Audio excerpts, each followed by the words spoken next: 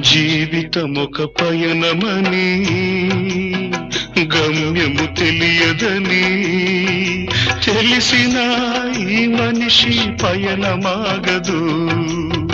జననం ధర్మమని మరణం కర్మమని తెలిసిన జనన మరణ చక్రమాగదు.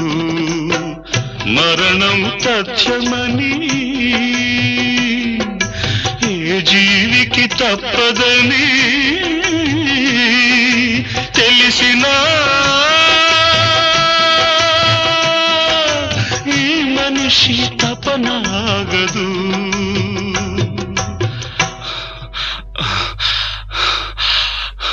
ఈ బ్రతుకు తపనాగదు. ఆగదు ఏ నిమిషము నీ కోసం.